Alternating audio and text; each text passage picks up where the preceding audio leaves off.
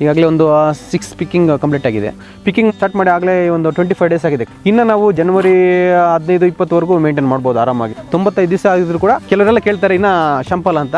ಮಾರ್ಕೆಟಲ್ಲಿ ಕೂಡ ಅಷ್ಟೇ ನಮ್ಮ ಫ್ರೂಟು ಒಳ್ಳೆ ರೇಟ್ ಹೋಗ್ತಿದೆ. NRS ಮಂಡಿ ಜಯನ್ಮ ಟ್ರೇಡರ್ಸ್ ಅಂತ ದೊಡ್ಡ ಲಾಟ್ ಎಲ್ಲ ನಮ್ಮದೇ ಇರುತ್ತೆ. ಅಲ್ಲಿ ತುಂಬ ಚೆನ್ನಾಗಿದೆ, ಕ್ವಾಲಿಟಿ ಚೆನ್ನಾಗಿದೆ, ರೇಟ್ ಕೂಡ ಚೆನ್ನಾಗಿ ಹೋಗ್ತಿದೆ. ನಮಸ್ತೆ ಸರ್.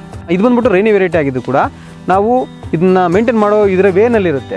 2 ತಿಂಗಳು ಮುಂಚೆನೇ ನಾವು ಚೆನ್ನಾಗಿ ಒಣಗಿಸ್ಬಿಟ್ಟು ಉಳುಮೆ ಮಾಡಿಕೊಂಡು ಎಕರೆಗೆ ಒಂದು 4-5 ಟ್ರ್ಯಾಕ್ಟರ್ ಅಷ್ಟೇ ಕೊಟ್ಟಿಗೆ ಗೊಬ್ಬರ ಕೊಟ್ಟಿದ್ದೀವಿ.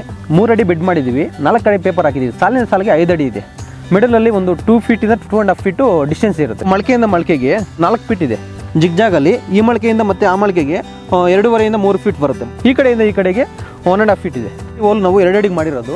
ಒಂದು ಹೋಲ್ ಬಿಟ್ಟು ಮತ್ತೆ ಒಂದು ಹೋಲ್ಗೆ ಜಿಗ್ಜಾಗಲ್ಲಿ ನಾವು ಪ್ಲಾಂಟೇಶನ್ ಮಾಡಿದ್ವಿ. 20 ಡೇಸ್ ಆದಾಗ ಅಗ್ರೋಲೈಸರ್ ಸ್ಟಾರ್ಟ್ ಮಾಡಿದ್ವಿ. ತುಂಬ ಚೆನ್ನಾಗಿ ಗ್ರೀನಿಶ್ ಎಲ್ಲ ಚೇಂಜ್ ಆಯಿತು. ತುಂಬ ಹೆಲ್ತಿಯಾಗಿ ಬಂತು ತೋಟ. ಅಗ್ರೋಲೈಸರ್ 20 ಡೇಸಲ್ಲಿ ಬಿಟ್ವಲ್ಲ, ಮತ್ತೆ ಈ 10 ಡೇಸ್ಗೆ ಅಗ್ರೋಸ್ ಮೇಲೆ ಬಿಟ್ವಿ. ತುಂಬ ಬ್ರಾಂಚಸ್ ಬಂತು. ಈ ಫ್ಲವರ್ ಸೆಟ್ಟಿಂಗ್ ಆಗಲಿ ತುಂಬ ಜಾಸ್ತಿ ಆಯಿತು. ಮತ್ತೆ ಒಂದ್ಸಲ ನಾವು ಮಾಡಿದ್ದೀವಿ. ಈ ಡೆವಲಪ್ಮೆಂಟನ್ನು ನಾವು ಮೇಂಟೈನ್ ಮಾಡ್ಕೊಂಡು ಹೋಗಬೇಕಾದ್ರೆ ನಾವು ಎವ್ರಿ 4 ಡೇಸ್ಗೆ ಒಂದ್ಸಲ ನ್ಯೂಟ್ರಿಯೆಂಟ್ ಮತ್ತು ಫರ್ಟಿಲೈಸರ್ನ ಸ್ಪ್ರೇ ಮಾಡ್ತೀವಿ. ಒಂದ್ಸಲ ಡ್ರಿಪ್ಪಲ್ಲಿ ಕೊಡ್ತೀವಿ. ನಾವು ಫಂಗಿಸೈಡ್ ಅಂತೂ ಮಳೆ ಜಾಸ್ತಿ ಇದ್ದ ಕಾರಣ ಅಡ್ವಾನ್ಸ್ ಆಗಿ ಸ್ಪ್ರೇ ಮಾಡ್ಕೊತಾ ಇದ್ದೀವಿ. ಮೇಲ್ಗಡೆ ಬರ್ತಾರೋ ಚಿಗುರಲ್ಲಿ ಯಾವುದೇ ರೀತಿ ಡಿಸೀಸ್ ಇಲ್ಲ, ಗ್ರೀನಿಶ್ ಆಗಿದೆ. ಎಲ್ಲೇ ರೀತಿ ಒಂದು ಕೂಡ ನಮಗೆ ಡ್ರಾಪ್ ಆಗ್ತಾ ಇಲ್ಲ. ಇಮ್ಯುನಿಟಿ ಸ್ವಲ್ಪ ಇನ್ಕ್ರೀಸ್ ಆಗಿದೆ. ಒಂದು ಸಾಲ ಅಂತಲ್ಲ, ನೀವು ತೋಟ ಎಲ್ಲ ನೋಡಿ ಯಾವ ಥರ ಇದೆ ಅಂತ.